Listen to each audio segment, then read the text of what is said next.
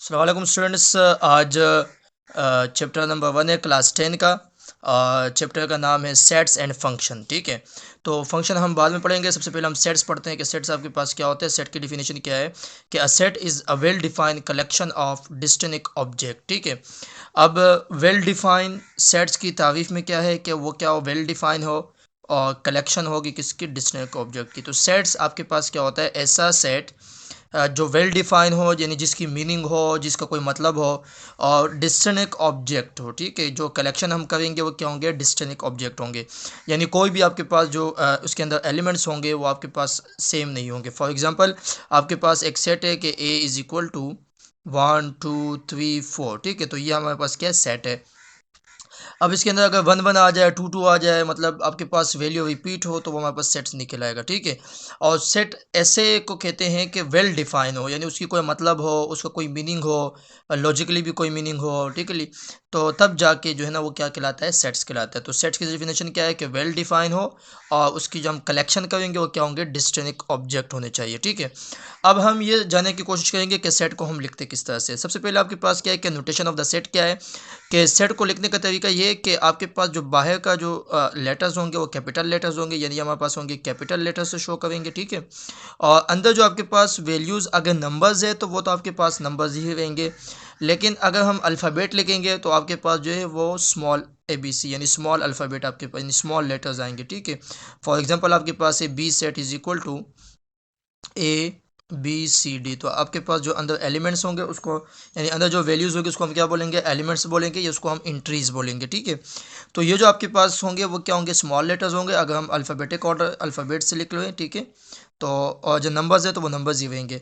अब सेट्स को लिखने का दूसरा तरीका क्या है कि जो आपके पास आप ब्रैकेट यूज़ करोगे वो क्या होंगे, ब्रेसेस ही होंगे। सही है, कौन से ब्रैकेट होंगे, ब्रेसेस होंगे। यानी आप स्मॉल ब्रैकेट यूज़ नहीं कर सकते हो, पैरेंथेसिस, लार्ज ब्रैकेट आप यूज़ नहीं कर सकते हो। ठीक है, तो जहाँ पर सेट की नोटेशन में है कि आपके पास जो बाहर का आपके पास नोटेशन होगा वो कैपिटल लेटर्स होगा, अंदर वाले को स्मॉल लेटर से लिखेंगे, और जो ब्रैकेट हम यूज़ करेंगे वो क्या होंगे, ब्रेसेस हम यूज़ करेंगे। ठीक है, तो यहाँ पास ये तरीका का क्या है सेट्स का है, कि हम सेट्स क्या होता है, और सेट का मैंने आपको डिफिनेशन बता दी, और सेट का जो है कि सेट को हम किस तरह से डिनोट, यानी नोटेशन उसकी क्या है, किस तरह से हम लिखते हैं। तो ये थी डिफिनेशन ऑफ सेट की। सो जिस स्टूडेंट्स, अब हमने पढ़ लिया कि सेट की डिफिनेशन हमने पढ़ ली है, सेट की नोटेशन भी पढ़ ली है। अब कुछ आपके पास बेसिक सेट ऑफ नंबर्स है जिसको हम सेट ऑफ नंबर्स कहते हैं। तो ये हमने क्लास 9 में आपको पढ़ा दिए कि सेट ऑफ नंबर्स क्या होते हैं। तो जिसमें सबसे पहले आपके सेट ऑफ नेचुरल नंबर है जो 1 से स्टार्ट होता है, सेट ऑफ होल नंबर है जो 0 से स्टार्ट होता है, सेट ऑफ इंटीजर है जो आपके पास 0 से स्टार्ट होगा, +-1 +-2 एंड सो ऑन। इस तरह सेट ऑफ इवन नंबर है 0 प्लस प्लस जो आपके पास 2 के टेबल में आते हैं, इसको हम इवन नंबर कहते हैं। ऑड नंबर आपके पास है +-1 +-3 +-5। ठीक है, सेट ऑफ प्राइम नंबर्स है, प्राइम नंबर्स ऐसे नंबर्स होते हैं जो सिर्फ अपनी टेबल से डिवाइड होते हैं, जैसे 2 3 5 7 11 and so on. Set of rational number आपको समझाया क्लास 9 में। सेट ऑफ रेशनल नंबर ऐसे नंबर जिसको हम फ्रैक्शन फॉर्म में लिख सकते हैं। ठीक है, और सेट ऑफ इरेशनल नंबर जिसको हम फ्रैक्शन फॉर्म में नहीं लिख सकते, तो वो क्या होता है, इरेशनल नंबर होता है।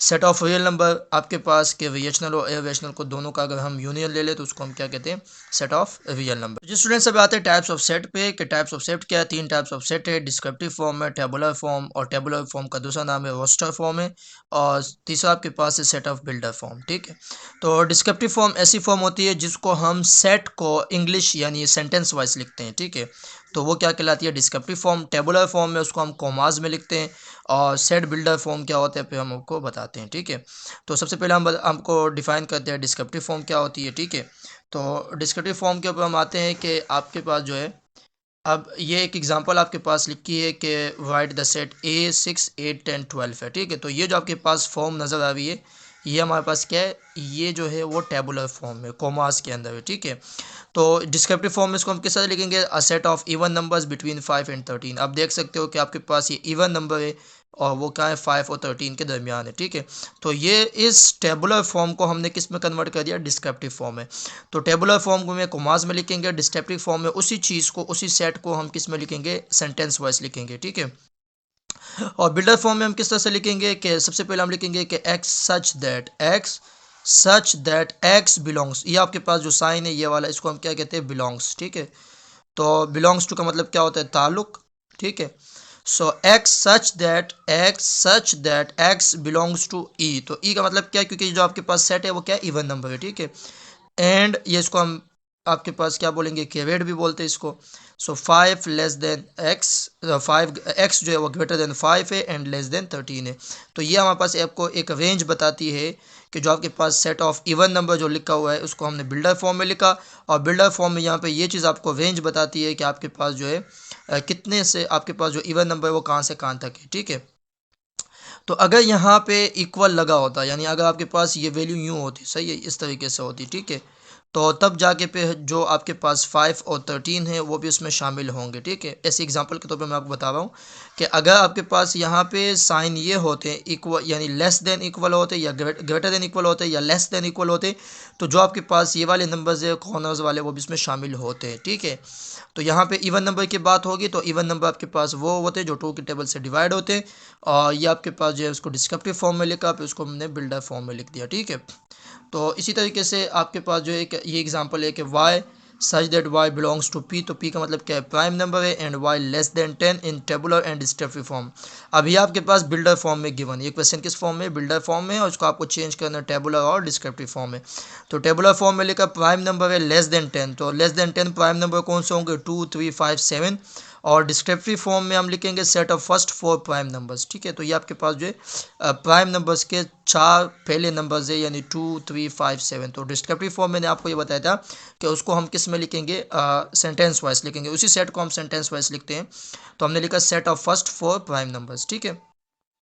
अब हमारे पास और टाइप्स ऑफ सेट्स होते हैं जिसको हम कहते हैं एम्प्टी सेट होता है, या उसको हम क्या कहते हैं, नल सेट, यानी ऐसे सेट जिसके अंदर कोई एलिमेंट ना हो। A set having no element is called an empty और null set. It is denoted by 5, या इसको हम क्या लिखेंगे, इस ब्रैकेट से शो करेंगे, ठीक है। तो या तो हम ये 5 लिखेंगे, या तो आपके पास इस ब्रैकेट से शो होगा नल सेट का। अब नल सेट में ऐसे आपके पास के सेट के अंदर कोई भी एलिमेंट ना हो, या आपके पास सेट ऐसा बताया जाओ जो क्या हो कि एग्जिस्ट ही ना करे, तो उस सेट को फिर हम क्या कहेंगे, नल सेट कहेंगे, ठीक है। तो a set of even numbers between 5 and 6। अब आप देख सकते हो कि 5 और 6 के दरमियान तो आपके पास कोई भी इवन नंबर नहीं होता, तो ये एक रॉन्ग इन्फॉर्मेशन है। जब रॉन्ग इन्फॉर्मेशन होगी तो हमारे पास क्या कहलाएगा, नल सेट कहलाएगा। यहाँ पे आपके पास बिल्डर फॉर्म में लिखा है कि x such that x belongs to natural number and x less than 1। आपको पता है कि नेचुरल नंबर 1 से ही स्टार्ट होते हैं, और 1 से कोई भी लेस नेचुरल नंबर नहीं होता। तो ये भी रॉन्ग इन्फॉर्मेशन है, तो ये एग्जाम्पल किसकी होगी, एम्प्टी सेट की, ठीक है।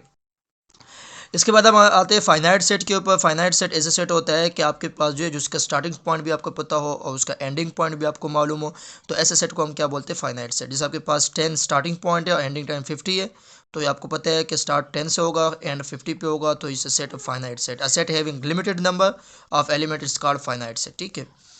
तो इसी तरीके से set of all countries of the world, आपको पता है टोटल कंट्रीज जो वर्ल्ड है आपको मालूम है, so remember that empty set is a countries is a finite set, ठीक है।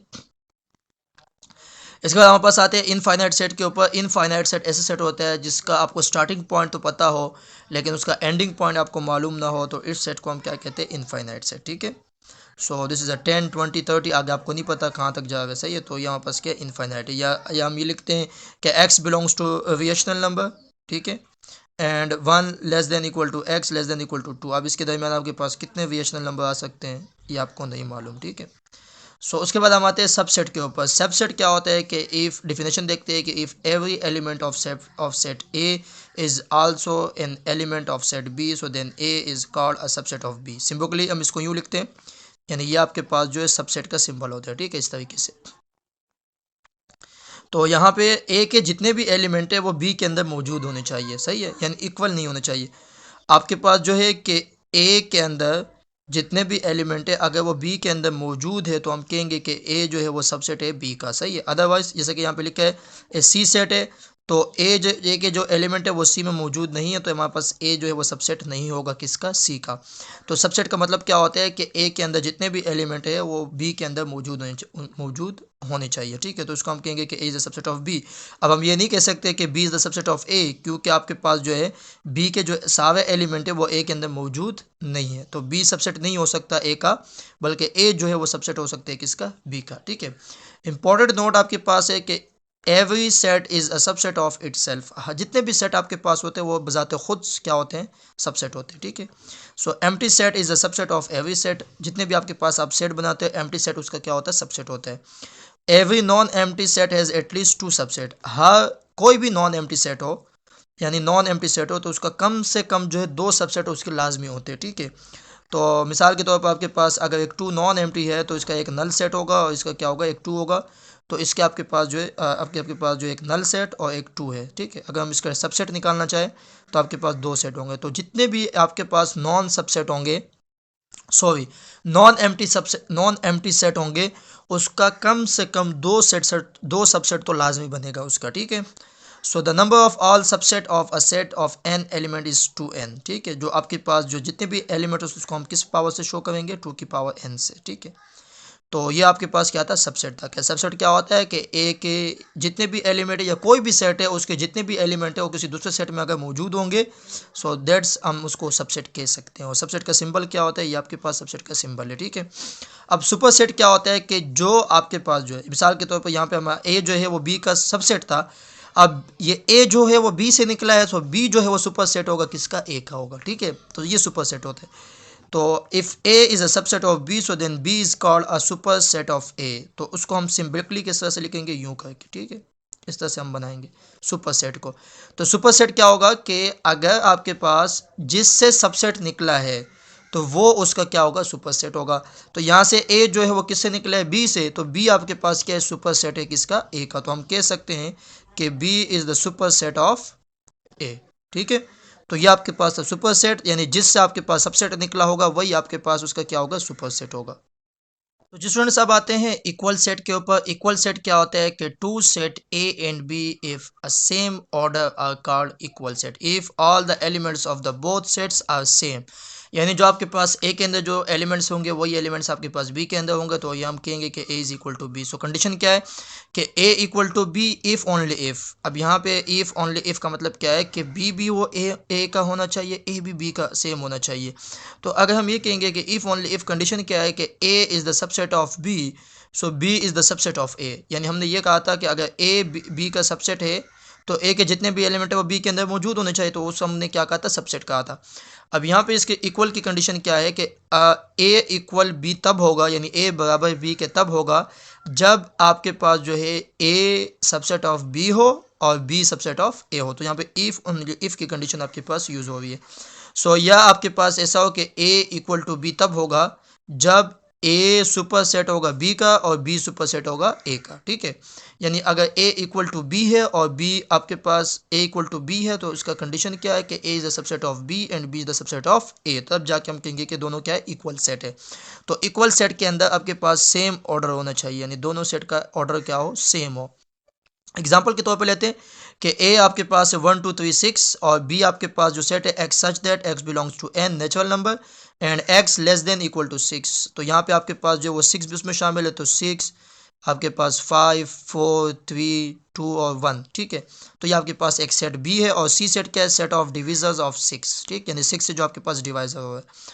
तो यहाँ पे अब आप क्या कह सकते हो कि अगर ए जो है वो बी के बराबर होना चाहिए, बिल्कुल नहीं होगा, क्योंकि ए में कितने एलिमेंट है, 1 2 3 6 और यहाँ पे क्या है 1 2 3 4 5 6। तो ये आपके पास कभी ए बी के बराबर नहीं हो सकता।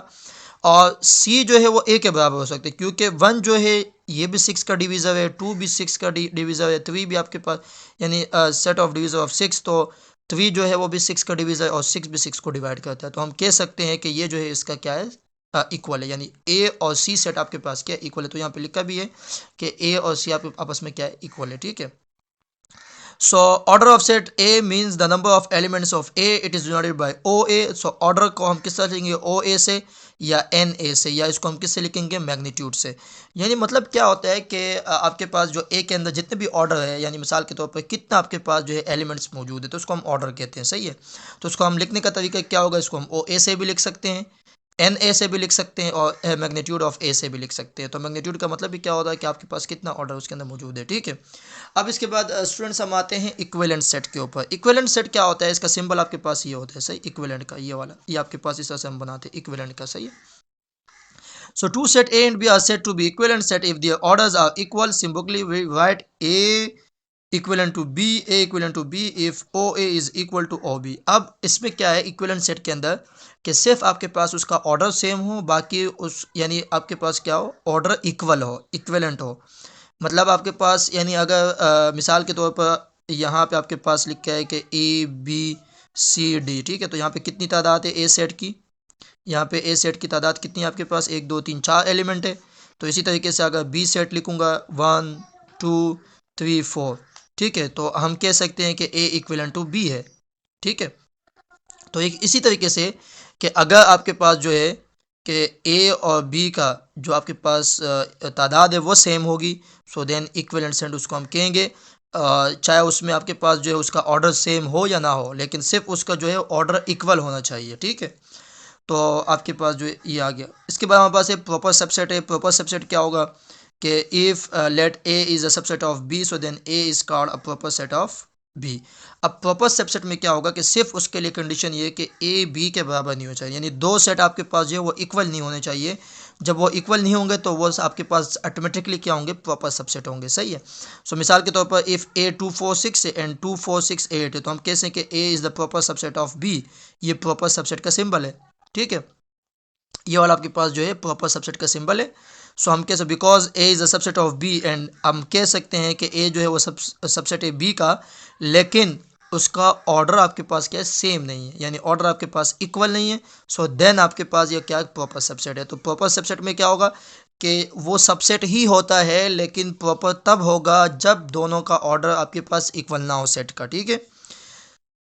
तो यहाँ पे हम आप कह सकेंगे कि इक्वल टू आपके पास इक्वल ना हो। इम्प्रॉपर सबसेट क्या होगा कि let A is a subset of B of set B, so this set A is improper subset of A if only if. अब इम्प्रॉपर सबसेट में क्या होगा कि उसका जो है उसके अंदर ये कंडीशन पाई जाती हो कि ए इक्वल टू बी, ठीक है। मिसाल के तौर पर A B C, so set of first 3 letters, तो यहाँ पे ए भी फर्स्ट 3 लेटर्स है, बी सेट भी फर्स्ट 3 लेटर्स, तो हम कहेंगे कि ए बी के बराबर है, तो इक्वल सेट जो होगा वो डायरेक्ट आपके पास क्या कहलाएगा, इम्प्रॉपर सबसेट कहलाएगा, ठीक है। अब इसी तरीके से हम आते हैं पावर सेट के ऊपर। पावर सेट में क्या है कि जितना भी आपके पास एलिमेंट है उसका हम क्या ले, power. The set of all the subset of A is called power set, यानी उस सेट के कितने आपके पास जो है सबसेट बन सकते हैं। It is denoted by P A, उसको हम किससे लिखेंगे, पी ए से। तो यहाँ पे आपके पास एक सेट है एक्स वाई जेड, ठीक है, तो हम फार्मूला यूज़ करेंगे 2 की पावर एन। तो यहाँ पे आपके पास क्या है कि हम फार्मूला जो यूज़ करेंगे यहाँ पे वो क्या होगा, 2 की पावर एन, ठीक है। सो 2 की पावर यहाँ पे आपके पास एलिमेंट जो है वो 3 है, so then this is equal to 3, ठीक है। तो यहाँ पे हम देख सकते हैं कि अगर आपके पास जो है यहाँ पे आपके पास ए सेट है, आपके पास एक्स वाई और जी है, ठीक है। तो यहाँ पे इसको हम सॉल्व कर सकते हैं अगर हम इसका पावर ऑफ ए मालूम करना चाहें, ठीक है। सो सोल्यूशन करेंगे, पावर ऑफ ए मालूम करना चाहे तो हमारे पास फार्मूला क्या होगा, 2 की पावर एन। सो देन आपके पास टोटल एन जो यहाँ पे है वो 3 है, सो 2 की पावर एन 2 की पावर 3, तो 2 की पावर 3 मीन्स 8। तो यहाँ पे इसके कितने मजीद पावर सबसेट बन सकते हैं, 3, ठीक है। तो एक आपके पास नल सेट होगा सबसे पहले, उसके बाद आपके पास फर्स्ट एलिमेंट आएगा, उसके बाद आपके पास सेकंड एलिमेंट आएगा, उसके बाद उसका थर्ड एलिमेंट आएगा, ठीक है। जब फर्स्ट सिंगल सिंगल पूरा हो जाए फिर हम डबल डबल करके लेंगे, ठीक है। तो आपके पास आ जाएगा एक्स वाई, ठीक है, एक्स वाई के बाद आ जाएगा एक्स जेड, ठीक है। और इसी तरीके से एक्स जेड के बाद आपके पास आएगा वाई जेड, ठीक है। और फिर तीनों एक साथ आ जाएंगे, एक्स वाई और जेड, ठीक है। तो आप देख सकते हो कि आपके पास कितने सेट बन गए, 1 2 3 4 5 6 7 और 8। तो यहाँ पे जितने भी एलिमेंट होंगे उसको हम एन से शो करेंगे, और उसका जो हम पावर सेट का फार्मूला होगा 2 की पावर एन होगा। तो जितना आपके पास सबसेट बन सकते हो यहाँ पे बनाएंगे। तो हमारे पास जो नल सेट होगा वो हर सेट के साथ आपके पास आ सकते हैं, ठीक है, क्योंकि वो हर सेट का क्या होता है, सबसेट होता है। तो इसी तरीके से यहाँ पे आपके पास जो है पावर सेट को हमने बता दिया। अब इसके बाद जो है वो क्या है, सिंगलटन और यूनिट सेट है। सिंगलटन सेट आपके पास क्या होता है, या यूनिट सेट क्या होता है, जिसमें सिर्फ एक एलिमेंट हो, ठीक है। तो अ set having a single element is called singleton और यूनिट सेट, जिसमें एक एलिमेंट होगा उसको हम क्या कहेंगे, सिंगलटन सेट। तो यहाँ पे एग्जांपल है कि x such that x belongs to W, W का मतलब क्या है, whole number, and x less than 1। तो इस होल नंबर में आपके पास 0 से स्टार्ट होता है, 0 1 2, तो 1 से लेस क्या होगा, एक ही एलिमेंट है वो क्या है, 0 है। सो देन ये आपके पास क्या होगा, सिंगलटन सेट होगा। तो सिंगलटन सेट में क्या होगा कि सिर्फ आपके पास जो वो एक एलिमेंट मौजूद हो उसके अंदर, तो उसको हम क्या कहते हैं, सिंगलटन सेट कहते हैं, ठीक है। इसी तरीके से अब आपके पास जो है यूनिवर्सल सेट क्या होता है कि आपके पास यूनिवर्सल सेट का मतलब जैसे कि कायनात है, और कायनात के अंदर आपके पास हर चीज़ मौजूद है, उसके अंदर ज़मीन भी है, उसके अंदर आपके पास मून भी है, सन भी है, तो उसको हम क्या कहते हैं, यूनिवर्स कहते हैं, ठीक है। तो इसी तरीके से जो भी सेट आपके पास गिवन होंगे उस सेट्स का एक आपके पास जो दूसरा सेट होगा, यानी उस सेट के जितने भी एलिमेंट्स है वो दूसरे जो यूनिवर्सल सेट में मौजूद होने चाहिए। या हम ये कह सकते हैं कि super set of all the set, यानी जो आपके पास जो सेट गिवन है उस सेट का सुपर सेट जो होगा वो क्या कहलाएगा, यूनिवर्सल सेट कहलाएगा। So the superset of all the set under consideration is called universal set. It is denoted bye you. उसको हम किससे शो करेंगे, यू से। फॉर एग्जांपल आपके पास है कि A1 2 3 4 एंड बी आपके पास है 2 4 6। अब ये जितने भी एलिमेंट आपके पास है वो यू के अंदर मौजूद है, यहाँ पे आप दे सकते हो। तो ये आपके पास जो है इन सब का सुपर सेट है, सही है। टू बी का भी है और ए का भी है, तो ये क्या कहलाता है, यूनिवर्सल सेट कहलाता है, ठीक है। अब यूनिवर्सल सेट को हम यू से भी डिनोट करते हैं और उसको हम कैपिटल एक्स से भी डिनोट करते हैं।